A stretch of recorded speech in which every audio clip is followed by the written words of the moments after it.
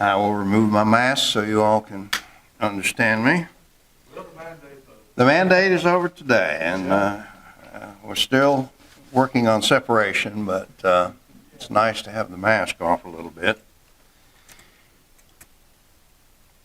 Well, good morning all, and welcoming those of you here for the fourth meeting of the Alabama Environmental Management Commission for FY 2021.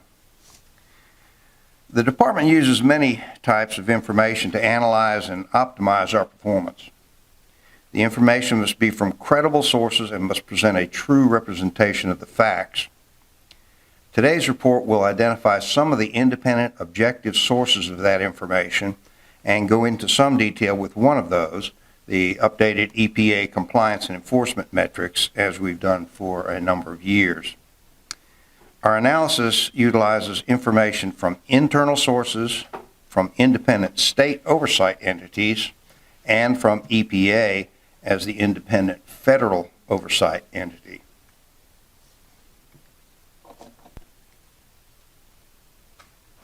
Here are a few of the more important internal sources of information we use to analyze our performance. Our internal independent Office of Environmental Quality regularly evaluates various operational quality measures throughout the department, including compliance with standard operating procedures. 30 different types of assessments are performed internally. Another way we measure our performance is measuring how well the department does in achieving our strategic and annual operating plans. A progress report is provided before each commission meeting with an annual recap at the beginning of each fiscal year in my report at the October commission meeting. We review objective qualitative measures of the environment in Alabama over time, utilizing water and air quality data from the most often from the date that it first became available up to the present day. We also track cleanup of legacy soil and groundwater contamination. It is a snapshot of what the quality of the air, water, and land was in the past and what it looks like today. It covers ambient air quality and water quality, impaired water bodies, drinking water quality, and remediated contaminated land. It's a report card, if you will, on whether the environment in Alabama is actually improving. This type of data is not generally accessible for other states, so state-to-state comparisons are not feasible.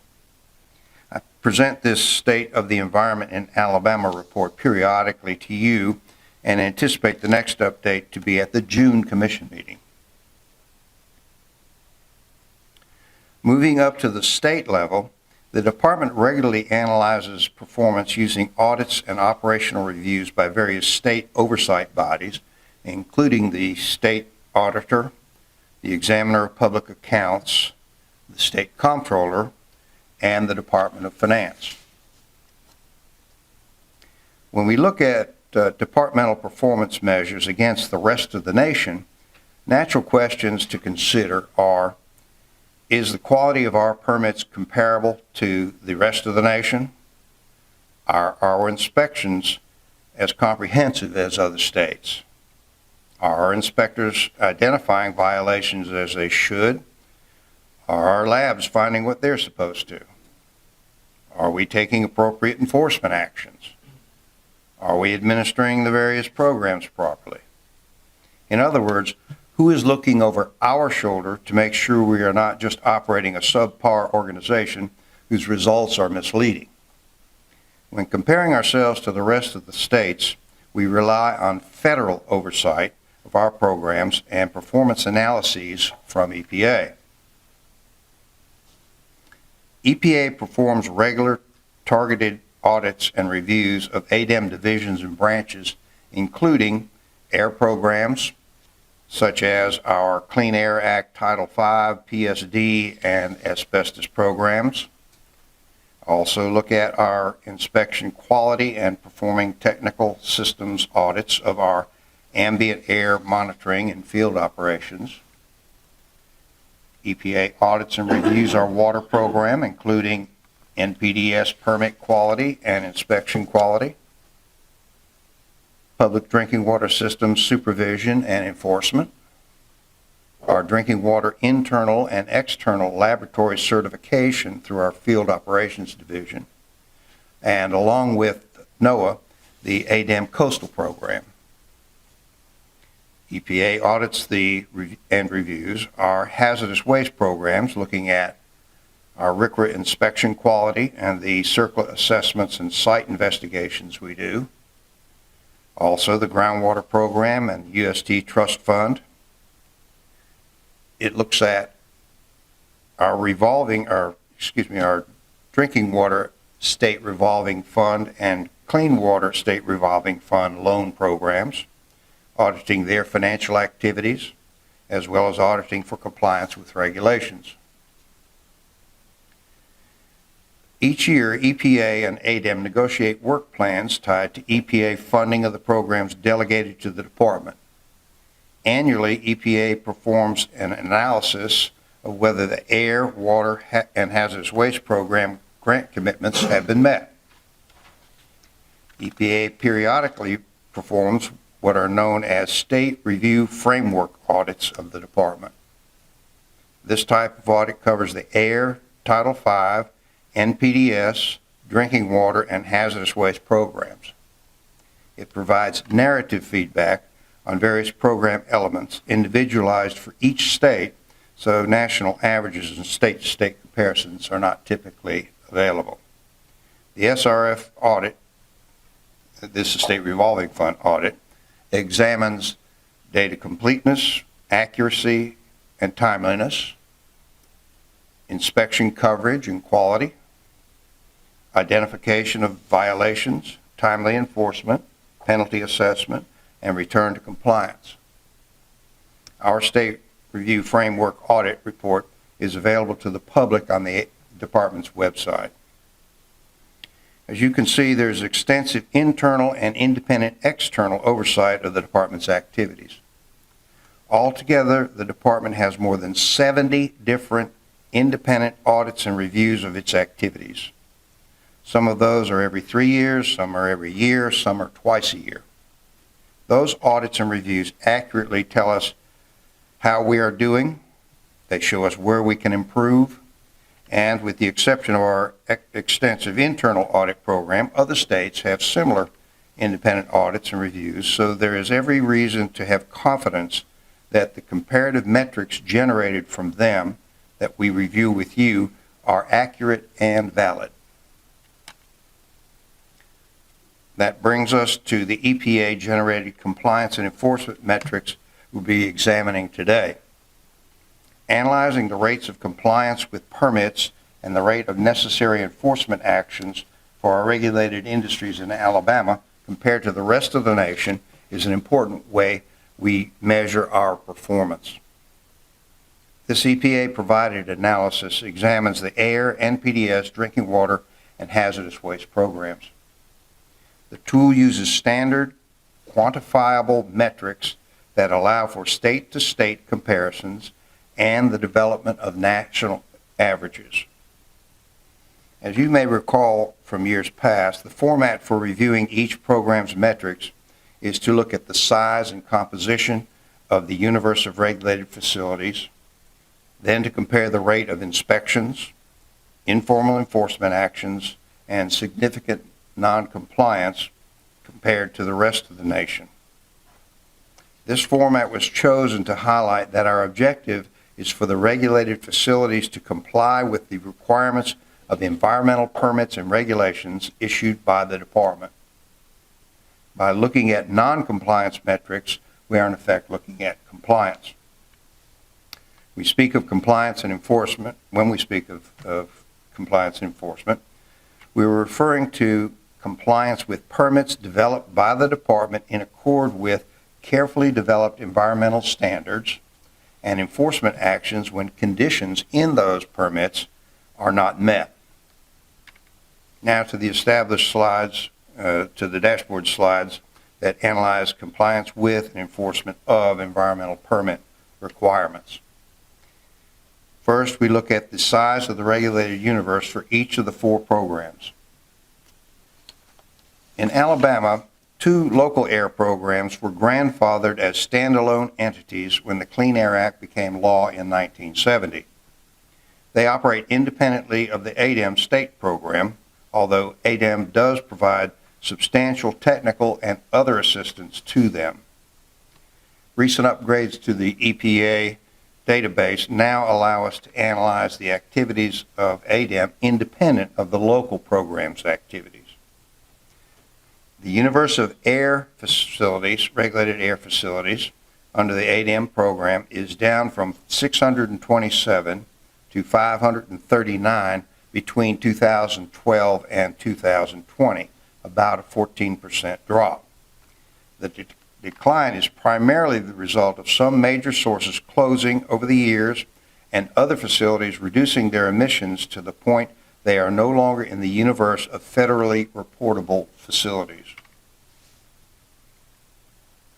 In the water media, you can see the number of regulated facilities dropped between 2012 and 2013 and has been generally steady since then at about 9,000. The decline is the result of EPA counting the facility once when it was subject to the permit by rule, and a second time when it transitioned to the new general permit during 2012.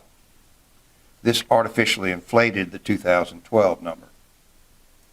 In drinking water, the universe has been very steady at around 580 facilities. This is a relatively small number of facilities. In the case of drinking water, the smaller number of facilities that are of larger size is beneficial because larger facilities have better access to management and other resources. The universe of hazardous material waste facilities increased from about 4,900 to nearly 5,500 in the period from 2012 to 2019 and remained stable between 2019 and 2020. The increase through 2019 is attributable in large part to a national enforcement settlement agreement that caused pharmacies and other retail facilities selling pharmaceuticals to report as hazardous waste generators. Next is inspections. As has often been repeated in my reports to you, the department relies on inspections as the most significant tool to obtain compliance with environmental permits and requirements in Alabama. Independent research supports this concept, as will upcoming data showing our results.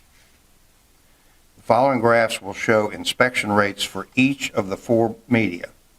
The different programs have different names for the inspection activities, such as full compliance evaluation, or facilities inspected, or site visits, or inspection coverage, due to the slightly different terminology used in the various federal enabling statutes. The graphs will use the term inspection for all media. There will be one inspection graph for each media showing the inspection rate of all regulated facilities, and a second inspection graph will show the inspection rate for the largest regulated facilities in the media, except for drinking water. The large facilities are the ones that typically have the greatest potential for adverse impact on the environment and are therefore important to look at closely. Data on inspection of the largest facilities in the drinking water media is not broken out in reports submitted to EPA, so there will be no second inspection graph for drinking water.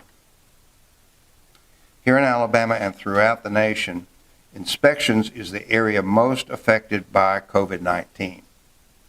Since inspection often requires close interpersonal contact in the field, the number of inspections declined in 2020.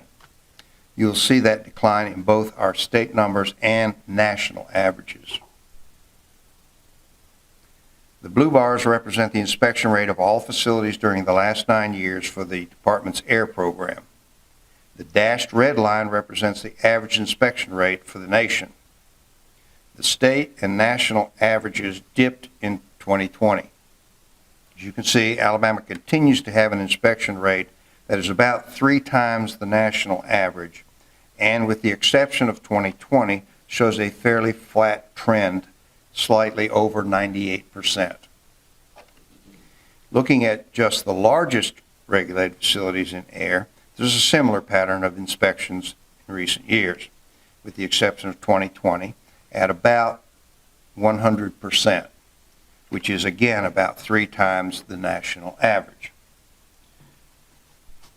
The green bars for the water program consistently show an inspection rate for all facilities that is about 2.5 times better than the national average shown by the red dashed line.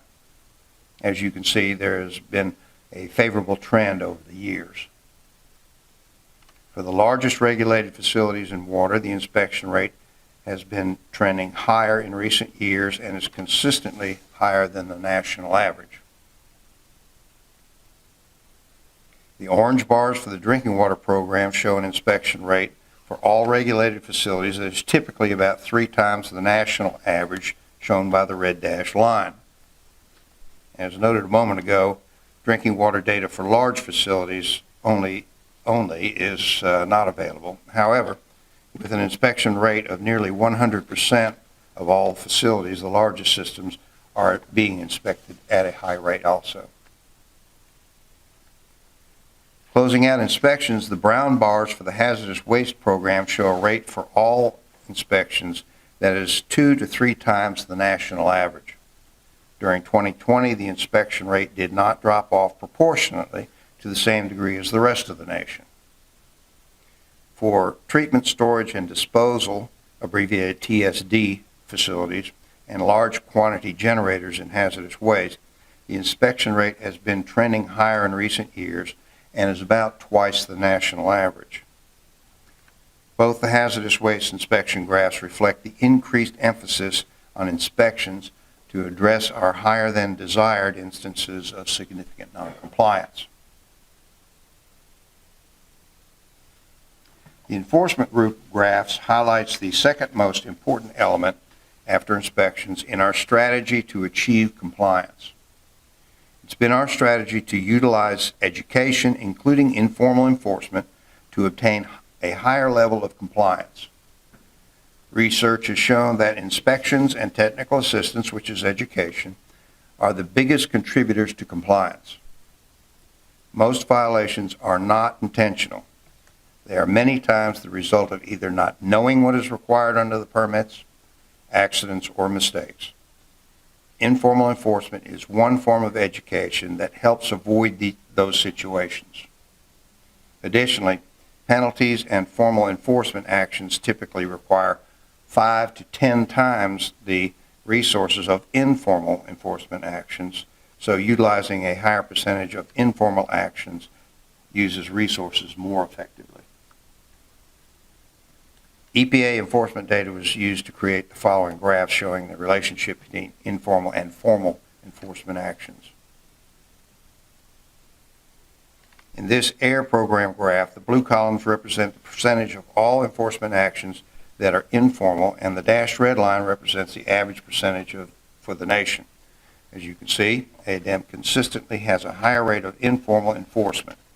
The slowly rising national trend line seems to indicate the rest of the nation is seeing the benefits of increased informal enforcement. In the water program, the percentage of informal actions is, again, considerably higher than the national average, represented by the red dashed line. Both trend lines are essentially flat, ours being at about 95% and the rest of the nation being at about 80%. The trend for our drinking water program is increasing informal enforcement at a rate above the dashed red line representing the national average that is also increasing. Hazardous waste, like other ADEP programs, shows a high rate of informal enforcement that yields high levels of compliance. This program has employed a rate of informal enforcement that is similar to that of the other ADEP programs and is higher than the national average. We will be applying an increased emphasis on informal enforcement and other forms of education that we expect will further enhance the compliance rates in our hazardous waste program. This final group of slides will look at the rates of significant noncompliance, commonly referred to as SNCC. These are the ones that potentially can adversely affect human health or the environment. The objective of all environmental programs is to have a low non-compliance rate, which is synonymous with a high compliance rate. This group of slides is where we see if our strategy of high rates of inspections and informal enforcement is showing results. Beginning with air, the blue bars represent the percentage of inspections that result in significant non-compliance finding for Alabama facilities, and the dashed red line represents the national average. The SNCC rate for Alabama is consistently below the national average and is generally trending steady at 1 to 1.5%. The water program has a SNCC rate per inspections conducted at the lowest level in the last 9 years. The rate is about 1/3 the national average and continues to trend favorable. At 1%, the drinking water program continues to have a SNCC rate that is about 1/3 the national average, the red dashed line. Now, this is the one area where we did not beat the national average. As you can see, in the hazardous waste program, we are above the national average in the percentage of inspections showing incidents of significant noncompliance when we want to be below the national average. The hazardous waste program primarily focuses on managing hazardous waste handling sites, overseeing measures to prevent new hazardous material releases, and remediating past hazardous material releases. For decades, we have had no substantial new hazardous waste sites created in Alabama, and many legacy sites have been cleaned up. However, in the hazardous waste program, incidents of noncompliance classified as significant do occur. They typically involve exceeding the maximum number of days a hazardous waste can be stored at a location, and or repeated occurrences of minor violations such as poor record keeping and labeling. At a rate of 9%, this graph represents 11 facilities in significant noncompliance out of a universe of 120 major facilities inspected. Importantly, none of the SNCCs in Alabama has been found to result in harm to human health or the environment. In order to reduce the hazardous waste SNCC rate in the future, we are implementing a stepped-up targeted education program, including video format instruction on the most common violations and how to avoid them. The program will also involve one-on-one training sessions with the treatment, storage, and disposal facilities, which are the largest hazardous waste handlers, as well as their joint sessions with their downstream customers that represent the next largest handlers. We will continue to address all violations with appropriate enforcement actions. Okay, to summarize, the number of regulated facilities in Alabama is generally steady with some variation by media. High inspection rates are being implemented across all programs. The department emphasizes informal enforcement, which is a form of education. Alabama has low rates of significant noncompliance compared to the rest of the nation in our air, water, and drinking water programs. An enhanced inspection and instructional program for the facilities covered by the hazardous waste program is being implemented to reduce the rate of significant noncompliance. And overall, the department outperforms the rest of the nation in compliance and enforcement with long-term trends in key metrics that are generally favorable. These metrics are consistent with the trends in non-statistical environmental quality measures over many years, highlighted in my periodic reports on the state of the environment in Alabama. They are also consistent with EPA, regulated industry, and independent research groups finding that Alabama is one of the top environmental performers in the nation. While the state overall has an enviable environmental record, there are serious environmental issues occasionally that can and do cause great concern in local communities. Typically, each year there are several. This year, significant concerns with coal ash, per and polyfluoroalkyl substances, and the application of certain byproduct materials have been expressed by citizens. We address these in regulatory programs and enforcement actions and cover them in my reports to you and in news releases. Okay, next, in keeping with the department's commitment to encourage our personnel to continue to have their professional development, I'm pleased to recognize Skylar Sanderson in our Air Division, who has completed the rigorous process to earn the designation Professional Engineer. He's unable to join us today. That's his picture up there. But Skylar, we're stronger organizations because of your work. Job well done, and we appreciate your work. On a different topic, I'm pleased to report that EPA's progress in cleaning up soil contamination in the North Birmingham area. All but a very few of the more than 2,000 individual sites in the area have been tested for contamination. About 1/3 have shown contamination at a level warranting removal of a layer of soil. More than 80% of those contaminated sites have been cleaned up. The cleanup will be complete in about 2 years. This is good news for the residents of the Collegeville, Fairmont, and Harriman Park areas near 35th Avenue in Birmingham. They now can gain the peace of mind they have sought for so long. EPA progress confirms that the removal action is the most efficient and effective method for addressing the contaminated fill material deposited in the area many years ago in an attempt to mitigate flooding. Other approaches to addressing the contamination would have delayed the progress by years, if not decades. ADEM endorses the approach being utilized by EPA. In closing, please note, April 22nd celebrates Earth Day that was first observed in 1970. ADEM has posted a series of videos on our YouTube channel and our website and made them available to teachers throughout Alabama as a tool to educate students and others about protecting the state's wonderful environment. We also use this outreach as a recruiting tool.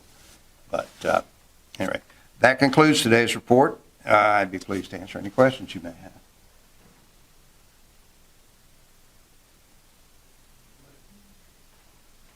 Thank you, Mr. Okay, thank you. The chairman's report, we have been extremely well informed by the department, and we appreciate Robert, Debbie, and the director for keeping us that way. But I'd also like to recognize Laura Cranich, who sends us every day the media releases, keeps us up to date on appointments, et cetera, and we appreciate her hard work. Next item is item 4, consideration of adoption of a proposed amendment to ADEM Administrative Code 335-7, Water Supply Program Regulations. Like it's on the department. Good morning, Commissioners. I'm Jeffrey Kitchens, Chief of the Water Division. For your consideration today is a proposed new chapter of the ADEM Administrative Code, Rule 335-7-13, titled Laboratory Certification. The new chapter will codify requirements for laboratories that wish to analyze drinking water in Alabama.